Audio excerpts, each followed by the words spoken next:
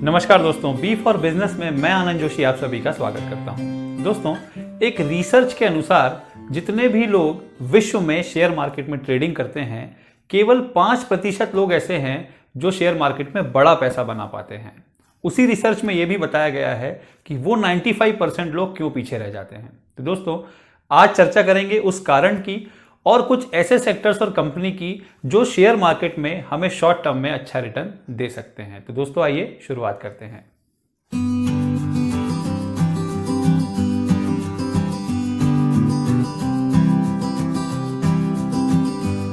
तो दोस्तों, उस रिसर्च में बताया गया था कि 5% लोग जो बड़ा पैसा बना पाते हैं, उसका रीजन ये है कि वो मार्केट के स्टैटिस्टिक्स और फंडामेंटल के साथ साथ सेंटिमेंट्स को भी बराबर तवज्जो देते हैं। और वो 95% लोग केवल फंडामेंटल्स और स्टैटिस्टिक्स पे अपने डिसीजंस लेते हैं और इस कारण से वो बड़ा पैसा नहीं बना पाते हैं। और उसी सेंटिमेंट्स को ध्यान में रखकर कुछ शेयर्स और कुछ सेक्टर्स आपके सामने में रखने की कोशिश कर रहा हूं जो शायद शॉर्ट टर्म में आपको अच्छा रिटर्न दे पाए।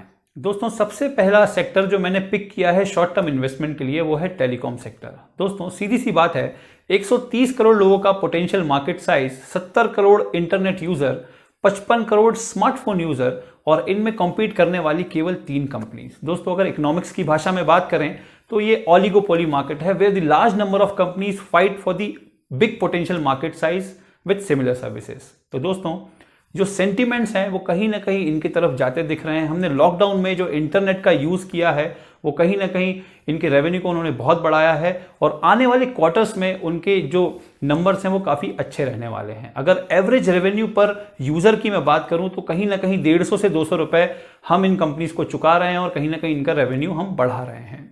इनकी जो AGR ड्यूज हैं, जिनको हम एवरेज ग्रॉस रेवेन्यू के ड्यूज बोलते हैं, भारतीय एयरटेल और जियो अपने अपने ड्यूज चुका है और आइडिया और वोडाफोन को अभी वो चुकाने बचे हुए हैं और उस पर एक बहुत बड़ा डिसीजन अभी सुप्रीम कोर्ट का आने वाला है। तो जो मेरा पिक है स्टॉक का वो है भारतीय एयरटेल, जिसको आप वॉच करें, जिसको आप देख सकते हैं और मिनिमम टाइम के लिए शायद उसमें इन्वेस्ट करके कुछ प्रॉफिट भी कमा सकते हैं। टेलीकॉम सेक्टर में FDI भी अलाउड है। आप देख रहे हैं कि कितनी बड़ी डील जियो और फेसबुक के बीच में हुई है और हो सकता है कि अब भारतीय एयरटेल भी किसी के साथ हाथ मिलाएगा। तो कहीं ना कहीं बाहर के लोग भी इसमें इंटरेस्टेड हैं क्योंकि इस सेक्टर को वो बढ़ते देख रहे हैं और मार्केट के पोटेंशियल को समझ रहे हैं। IoT का जो यूज है, इंटरनेट ऑफ थिंग का जो यूज है वो बढ़ता जा रहा है। आज हम स्मार्टफोन से अपनी लाइट्स, अपने घर को कंट्रोल कर रहे हैं और कहीं ना कहीं इंटरनेट इसमें बहुत ज़रूरी है और स्मार्ट सिटी कॉन्सेप्ट में भी इंटरनेट की बहुत उपयोगिता है। तो कहीं ना कहीं मुझे शॉर्ट रन में इन कंपनीज का रेवेन्यू बढ़ता हुआ दिख रहा है। लेकिन हाँ, मैं ज़रूर कहूँगा कि ये केवल शॉर्ट टर्म की बात है। लॉन्ग रेंज में ये प्राइस कहीं भी जा सकती है। तो अगर आप इसमें इन्वॉल्व होते हैं तो थोड़े कम समय के लिए होइए और कम अमाउंट के साथ होइएगा। दोस्तों, दूसरा सेक्टर है वो है फार्मा सेक्टर। इंडिया एक बहुत ही अच्छा रोल प्ले करता है ग्लोबल एक्सपोर्ट में, जहां तक फार्मास्यूटिकल की बात करें और जनरल मेडिसिन की बात करें।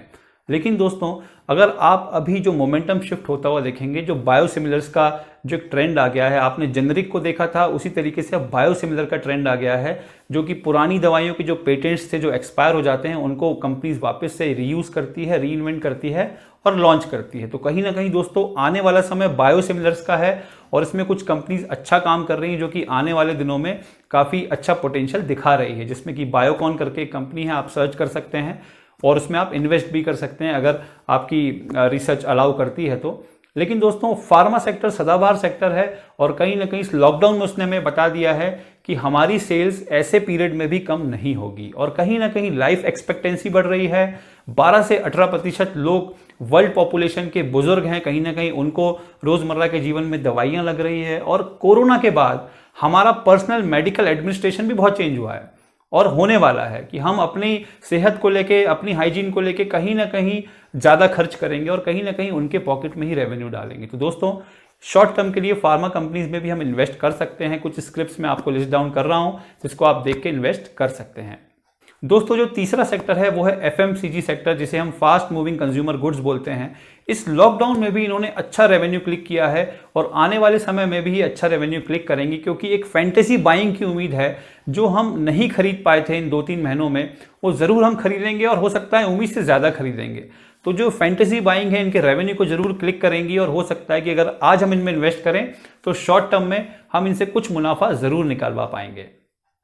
तो दोस्तों इन्वेस्ट करने के पहले एक बार सर्च कर लें, अपनी रिसर्च कर लें, समझ लें और फिर इन्वेस्ट करें। लेकिन ये सेक्टर्स मुझे बहुत प्रॉमिसिंग लग रहे हैं और शॉर्ट टर्म में कुछ ना कुछ मुनाफा जरूर देके जा सकते हैं। तो दोस्तों कुछ ऐसे ही वीडियोस के साथ फिर आपसे मुलाकात होगी। मैं आनंद जोशी आपसे विदा लेता हूँ। नमस्कार।